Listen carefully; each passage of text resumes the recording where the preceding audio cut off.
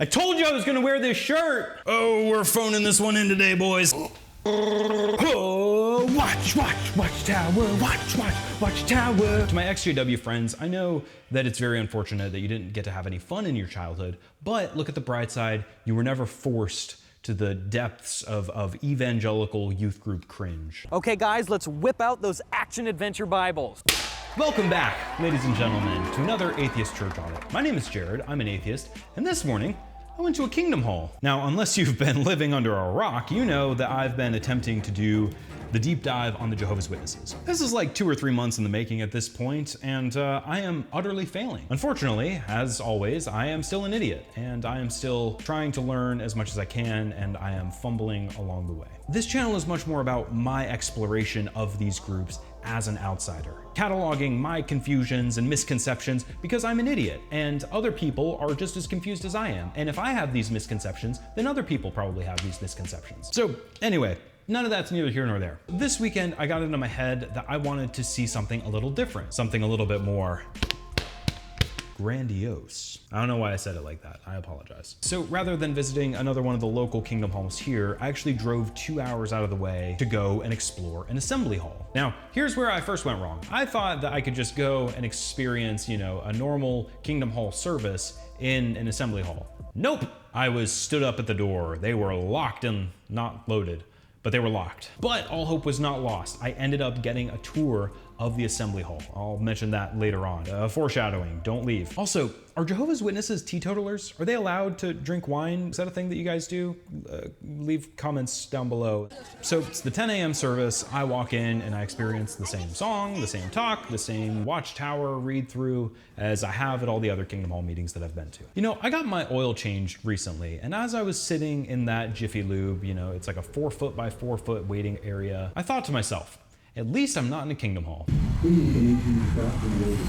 No, I'm being mean. This one actually was a tinge bit nicer. At least the seats were very plush. They were very cushioned. It was like being in a, Regal in New York City. So there's a lot of things that I want to cover in this video, but I want to start by gently teasing the Jehovah's Witnesses. I tend to be a little bit more vocally harsh towards the Jehovah's Witnesses because I know that they're expressly not allowed to watch videos like this. So I feel a little bit more liberty, to talk shit. That being said, if you are a Jehovah's Witness and you're watching this video despite not being allowed to watch this video, you're welcome here and I appreciate you watching. Jehovah's Witnesses have some of the most interesting habits in their talks and in their services. The guy who gave this talk this morning, again, another well-spoken gentleman, he did the same thing that all these other people during the talks do. And I'm assuming that they have to include these in the talk. Jehovah's Witnesses love pictures, which is hilarious to me because they're very iconoclastic. You walk into a Kingdom Hall and there is nothing. It is grayscale garbage everywhere you look. You are lucky if there is a fake ficus in the corner for you to look at during the service. But otherwise, nada. You got nothing to look at. It's like you're supposed to be so deprived of all your other senses that the Word of God itself is like a snort of cocaine. God, it bugs me, man. This wine's like 2 months old. I'm a bastard. But so Jehovah's Witnesses don't have any icons. They don't have any pictures. They don't have any crosses because they don't believe that Jesus was crucified on a cross. And in lieu of any, imagery about Jesus or the apostles or the saints or angels or anything cool, they have pictures in the watchtower and pictures during the talk that they toss up on screen, and they'll try to draw things out of these incredibly deep Getty images. And again, I don't want to tease this speaker, but they all do the same thing and they sound identical. Jehovah wants us to be kind and courteous to one another. Let's examine this image on the screen. What do we see here? What do we make of this? Notice how the man is sitting next to the other man. Could this be an image that represents God? Could this be an image that represents man? Or perhaps man's desire for Jehovah? Sister Carolyn. Ah, gosh, and it's just so silly, man. So they have like all these images, and probably like 3, 4, 5, 6 times through the service, the speaker will toss up an image, and then, everyone in the congregation will pensively just look at it and say, yeah. And they'll give very contrived interpretations of what these images might mean. Honestly, if nothing else, it's more like a Rorschach test. When you see this guy sitting at his computer having a Zoom call, is he talking to other Jehovah's Witnesses, perhaps? Or maybe he's sharing the words of Jesus Christ? Or is he planning a devilish sex orgy? You tell me.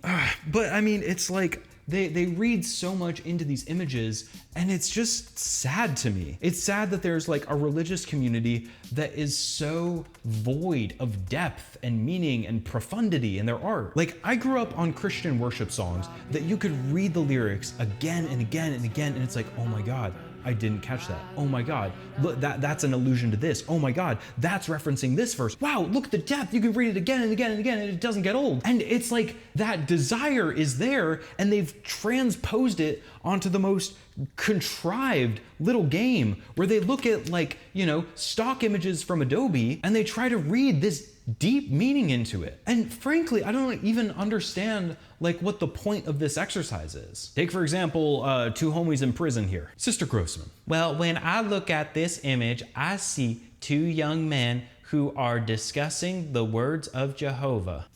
Okay, nothing you saw here is deepening your understanding of the message. It's not deepening or enriching your understanding of who Jehovah is or what Christ's sacrifice bought. It's just cool. That's ta-da. It's really weird. This isn't how you should be doing iconography. This isn't how you read art. This is like the equivalent of, when you had that annoying English teacher in middle school who really wanted to read between the lines of a really innocuous book. She's reading Captain Underpants to the classroom, and she sees in it, a parallelism to Shakespeare. And it's like, yeah, maybe. Now, I don't mean to pick on these poor people, because this is just, it's what they do. But why not have iconography? Why not have some depth in the symbolism? Why not have something that you can revere? And I get it, you're iconoclastic. You don't want to have a graven image in place of Jehovah. You don't want to have an idol that you revere above God. I think that is so commendable, and I understand that. However, if you're going to make art, if you're going to, go through the time and effort to pose 2 people in a fake prison cell somewhere and snap a picture of them, which that takes time, that takes coordination. If you're going to do that, why not include art? Why not include symbolism? Why not include something that has meaning and depth to it? Something that makes you grateful for or proud of this message. Can I be a narcissistic Nancy for a moment and talk about my own art? I never get to do this, but I'm going to. My last full-length album, Ishmael, is a heavy metal dialogue among the 3 Abrahamic faiths, Judaism, Christianity, and Islam. And the album begins and ends with the figure of Abraham sacrificing his son. So here is the album art for Ishmael. This is an image that is supposed to represent the ram caught in the thicket, which most Christian theologians say is a foreshadowing of Christ. Jews and Christians say that the son that was almost sacrificed was Isaac, and Muslims say that the son that was almost sacrificed was Ishmael. But Christians, Jews, and Muslims all agree that Abraham did not sacrifice his son. Instead, God provided a ram who acted as a scapegoat for Abraham to slaughter instead. So this image is of that ram. The model holding the ram skull is cloaked in ram's fur. The model holding the ram skull is making a Christological symbol with his fingers. If you zoom into the ram skull, religious icons are dangling from the horns of the ram that represent Judaism, Christianity, and Islam. On the concentric halos around the ram skull are the 4 archangels in Hebrew, the 4 gospels in Greek, and the 4 rightly guided caliphs in Arabic, because all 3 Abrahamic religions revere the act of Abraham almost sacrificing his son as the preeminent act of faith. Not to brag, but I made that when I was an atheist. It's not hard. Why are you condescending to your followers, giving them this bullshit? Again, for me, it isn't even that oh man, they're preaching heresy. I don't believe in heresy. It's that nothing in this has any depth or substance or anything that can, add joy or artistic flair to a human's life. I just feel like living as a Jehovah's Witness is just living in a sensory deprivation tank.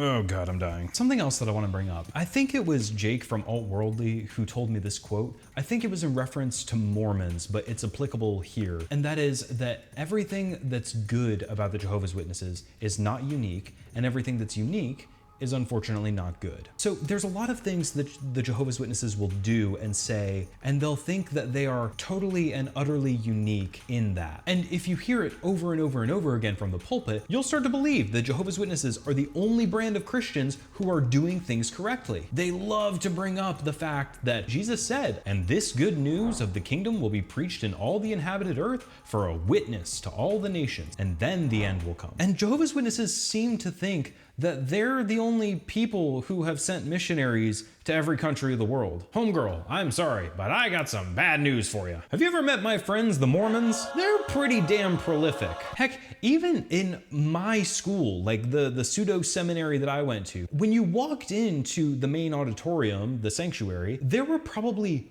40, 50 flags in there representing missionaries that we had sent out to 50 countries. We, as a single church, had sent missionaries all over the world, all 7 continents. I'm not trying to rain on y'all's parade, but you guys aren't the only ones who have sent out missionaries. The other thing is that you're not the only people who have martyrs. At Wheaton College, where I did undergrad, we famously had Jim Elliot as one of our alumni, who was killed by the people of Ecuador when he was preaching the gospel to them. And at Fire School of Ministry, I can't remember the gentleman's name, but there was a pretty cut and dry case where there was one of our graduates who was gunned down by a couple of people on the back of a moped with AK-47s. So I know that it's tempting to say, but we have martyrs, and that proves the authenticity of our message. We're the only ones who are willing to die for our message. Or maybe it's that everyone else in the world is willing to kill us because they're the evil ones, and we're the victimized. They're the victimizing class. And guys, I hate to break it to you, but every group feels this way. When you talk to Mormons, they will tell you at length about the opposition and the persecution that they faced in New York and in Missouri. The whole reason why they inhabited Utah was because they saw themselves as refugees. Many American settlers, particularly the Puritans, saw themselves as oppressed religious minorities who were being persecuted by the Dutch and the English. No matter what church I go to, no matter what cult I'm investigating, they always have martyrs that they revere, and it galvanizes their message, and it gives them a sense that they are correct because they are being persecuted by the evil, no good outsiders who are doing them wrong. And even within Christendom, every denomination feels that they have warranted claim to martyrs. Now, please hear me when I say this. The Jehovah's Witnesses have faced persecution. But those of the Jewish faith weren't the only people in those death camps. They also included Jehovah's Witnesses. They have been discriminated against. They have been bullied. They have been the recipients of unfair attacks and evil acts of terrorism. And none of those acts are justified. So again, when the Jehovah's Witnesses experience suffering, whether it is at the hand of bullies in middle school for teasing a kid for not being willing to, say the Pledge of Allegiance, or whether it is at the hands of the Nazis, it's all wrong. 100%.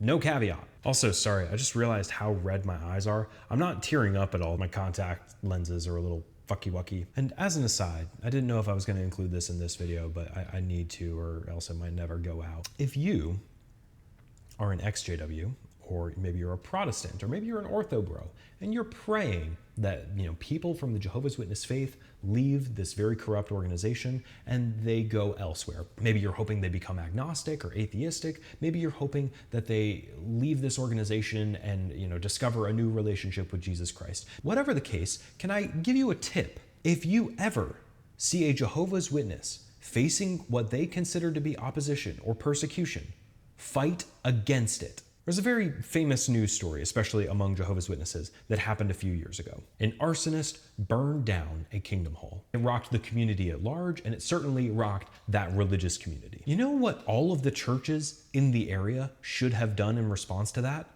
Help them rebuild. And I can hear some of my Baptist friends or some of my Presbyterian friends saying, oh, I would never do that. I would never lift a finger to help them build a synagogue of Satan. But consider this. Jehovah's Witnesses and other cults are so convinced that everyone on the outside is against them. And they don't know what to do when someone is kind. They don't know what to do when an outsider is loving. They don't know what to do when someone is kind and compassionate and says, I don't believe in your doctrine, but I acknowledge that this suffering that you're experiencing was unjustified. When I was a Christian, I was backpacking Europe, and one of the biggest stumbling blocks to my faith was an atheist who was really nice to me. I didn't know how to make sense of it because I was so convinced that everyone who had not accepted Christ into their life had a spirit of animosity against me. And there were a couple of kind atheists who proved me wrong. And so if you're an ortho bro, or you're a Protestant, or you're a Catholic, or you're a whatever, and you run across either a Jehovah's Witness or somebody else who is convinced that everyone on the outside is evil, prove them wrong. It's an easy way to heap coals on their heads. All right, I'm sorry. I'm getting down from my soapbox. I don't know how to tell you this. Getting tipsy just makes me want to preach sermons. Oh, God. So after the service, there's the normal post-service shuffle. And I kid you not, throughout the service, there were 3 different people who ran up to me and tried to offer me a watchtower. Oh, but buddy, I came prepared. I got that JW app on tap. Sometimes I just fall asleep to JW broadcasting.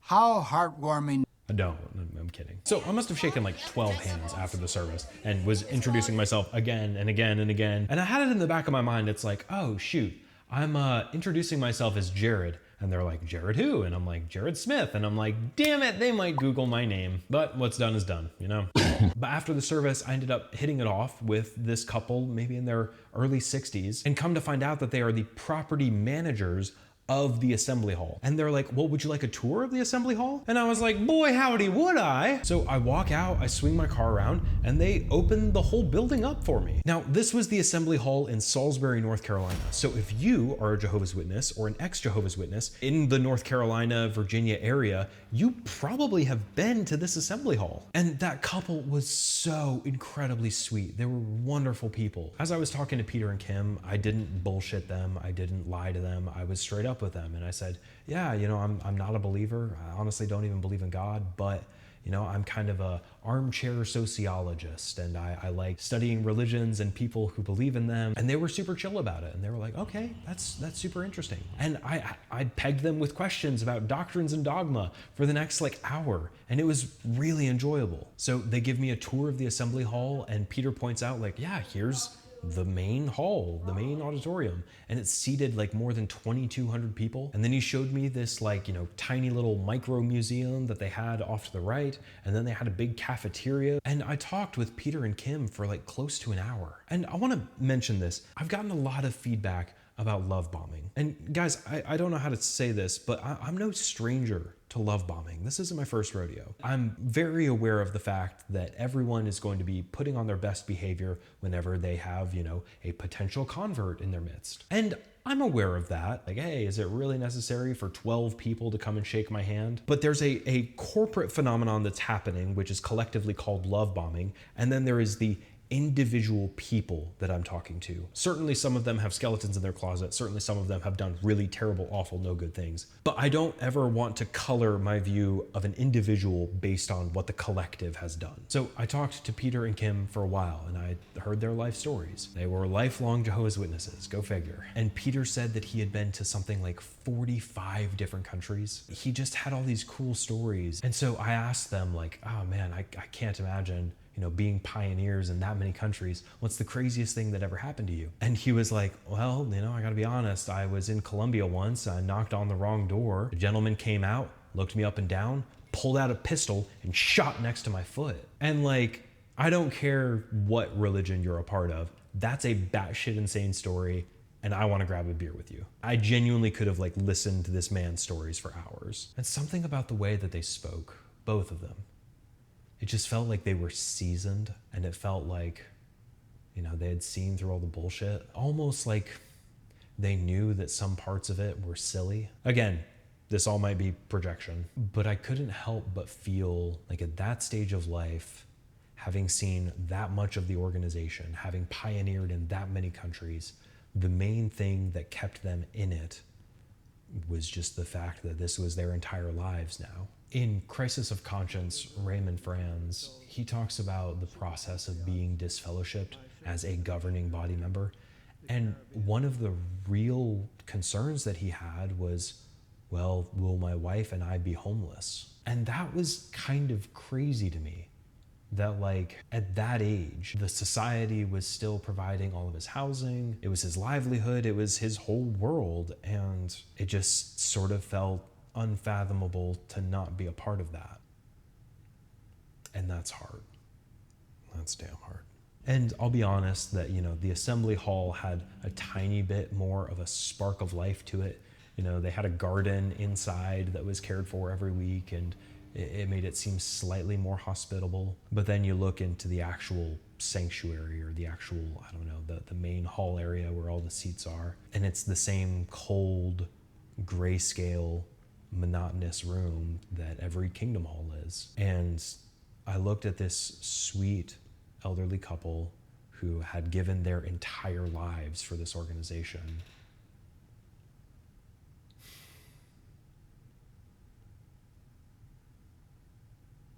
And they deserve more than that. But Kim, Peter, if you're watching this, thank you. I had a wonderful time talking to y'all. So the thing that I want to close on is this. I feel like Jehovah's Witnesses have a lot of the elements of religion without the sense of transcendence. Now, I've talked to some former Jehovah's Witnesses who have said, well, no, I did have, some kind of a prayer life and some kind of intimacy with Jehovah. And so I don't want to, claim this as universal, but I feel like on average, there's fear and trepidation, and that's what keeps you in the religion. But by and large, people don't have a sense of transcendence. They have a love for the Bible, and it was explained to them by the other Jehovah's Witnesses in a way that made sense to them and answered some of the questions that they had. But just in talking to them, like, they don't ever talk about, man, I was caught up by the love of the Holy Spirit, or man, I was just brought to tears meditating on the wounds of Christ, or like, just nothing. And I feel like the Kingdom Halls are places to actively discourage any sort of transcendence or any sort of rapturous experience in God. And if you're doing religion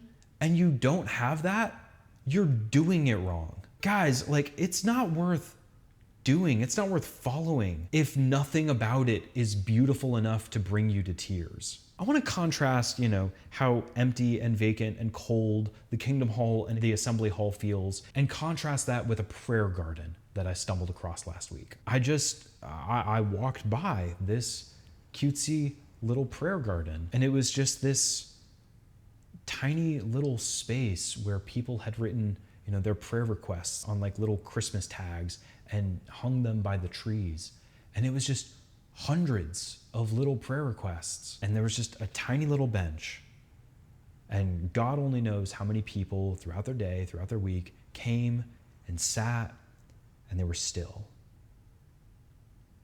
And they were looking around at all of the other prayer requests that people had written, and they were thinking about God, and they were thinking about their friends.